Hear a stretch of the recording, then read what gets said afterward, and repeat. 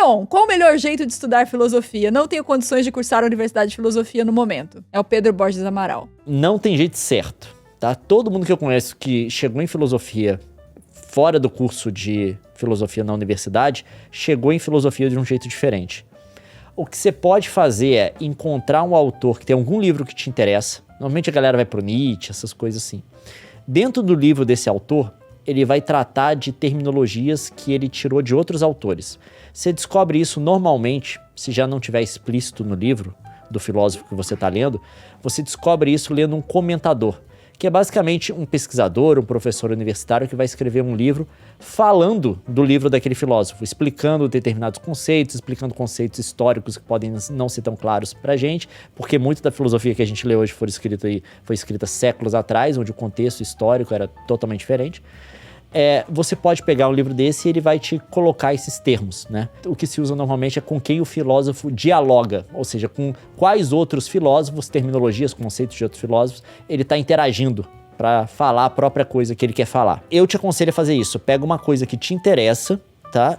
Aí depois você tenta destrinchar de onde está vindo as ideias desse autor, e você corre atrás desses outros autores que inspiraram ele ou com quem ele está discordando ou concordando, com quem ele está dialogando. E aí você vai desenvolvendo a partir daí. Que foi mais ou menos o que eu fiz.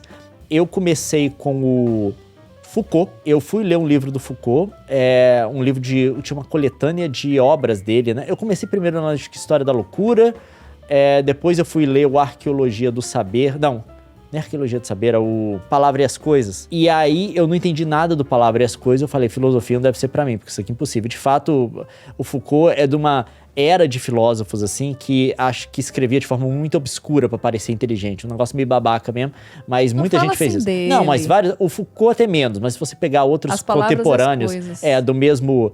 Outros autores da mesma época dele, do mesmo movimento dele, você pega aí Derrida, Deleuze e coisas tipo, os caras escreveram de forma obscura pra parecer esperto e pra parecer que o que eles estavam escrevendo era profundo, quando na verdade um monte de coisa ali era banalidade. Esse que é a verdade, tá? Isso deu uma reputação ruim pra filosofia, porque muita gente chega na filosofia por meio desses autores e acha que é incompreensível. O que não é verdade.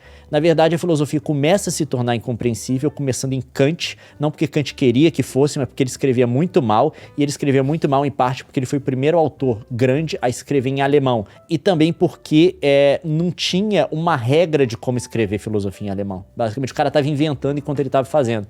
E tem uma outra que eu já ouvi também, de gente que é especialista nele, que fala que ele escreveu tudo na pressa. Porque tudo que ele produziu dele de importante foi, tipo, no final da vida.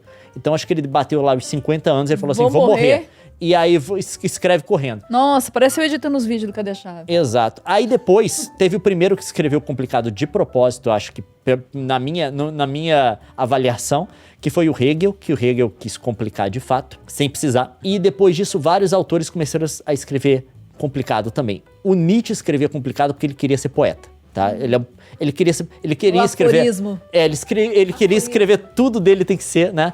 Ai, meu Deus, como é difícil de entender o Nietzsche. Aí depois você chega nos autores do século XX, principalmente autores franceses, e aí começou essa onda de você escrever o mais obscuro possível, tá? Tanto para esconder a sua ignorância sobre os assuntos, quanto para fazer você parecer inteligente. E aí, quando você chega nesses autores, que muita gente chega nessa galera e fala assim, filosofia é um treco impossível. Não. Teve um problema. Aí, contra isso, teve um movimento depois da filosofia que chama de analítica, né, que surgiu nos Estados Unidos e tal, que é uma galera que, de fato, tomou outra postura. Se você for pegar a galera da filosofia, sei lá, Richard Roth, essa galera, eles tomaram outra não, que é tipo assim, todo mundo tem que entender o que eu escrevo, tem que ser clara a linguagem. Aí já é outra postura. Mas normalmente você não chega na filosofia por meio desses autores. Porque você fica parado ali no meio, né? Aí você para. Mas enfim, aí o que aconteceu comigo foi isso. Eu cheguei, abri a palavras e as coisas e falei, é incompreensível. Só que eu achei um livro do Foucault que tinha uns textos deles, tipo, isolado. Não era um livro só, eram vários textos sobre temas diferentes. Ensaios, assim. Exato. E tinha um que chamava Genealogia, que era sobre a genealogia. Que ele fala da genealogia do saber. E aí eu fui ver que esse termo genealogia, ele tirou do Nietzsche. Aí eu falei, eu vou ver esse tal desse Nietzsche.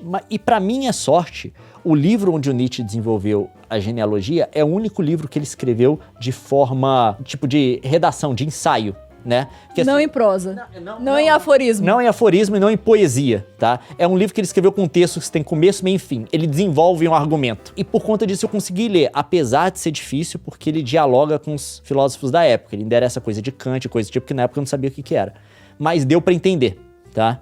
E aí eu tomei gosto pela coisa. E aí eu comecei a correr atrás das coisas, ver coisas do tipo. Atualmente, o que mais me agrada, que também é o mais fácil de entender também, que eu, tipo assim, é o mais antigo, mas é o mais tranquilo de se entender hoje modernamente, se você pegar uma tradução em que o cara não te zoa, né? não floreia.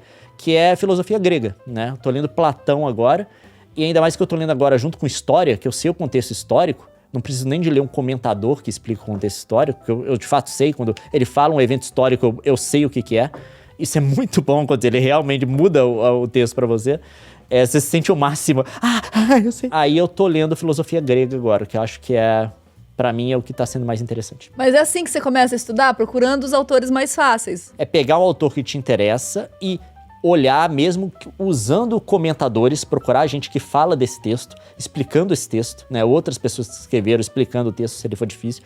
Com quem esse autor está dialogando, quais são os conceitos ali, de onde que ele está tirando o que. Se você vai para Nietzsche, depois você pode pegar, tipo, ele dialoga com Kant, dialoga com Platão, ele dialoga com Schopenhauer, principalmente. Eu descobri Schopenhauer por conta do Nietzsche, e aí vai. Muito bem. Nick Smith, Leon, tá gostando do Heródoto? Já chegou na história das formigas gigantes? A bizarrice maravilhosa dessa live, desse livro, merecia ser mais conhecida. Abraços. Eu vou fazer... Eu comecei agora, né? Eu na verdade, eu passei a introdução hoje. Eu normalmente não leio introdução de livro, tá? Porque sempre quando o livro que você compra, em vez de entrar no livro do cara, tem um cara que quer escrever 300 páginas antes, porque ele acha que ele é mais importante do que o livro que vem do autor importante depois. Sacanagem, às vezes ele é convidado pra não, aí esse cara que eu li, porque de fato Heródoto é complicadíssimo de ler. Por quê? É considerado o pai da história, porque pelo menos no Ocidente, pelo menos os livros que sobreviveram, é o primeiro livro de história que a gente tem, né? Tanto que o termo história foi dele. Ele pegou o termo, acho que é historie, que é investigação, do grego iônico ático, que é o que ele fala, que chama o livro, na verdade, são investigações, e isso que virou o nome de história, né? Na verdade, a palavra história originalmente quer dizer investigações. Então ele é muito removido da nossa realidade. Muito removido. Distante, você fala. Muito distante. Não é removido, remoto, é distante. Do inglês. Total. ele é muito distante da nossa realidade.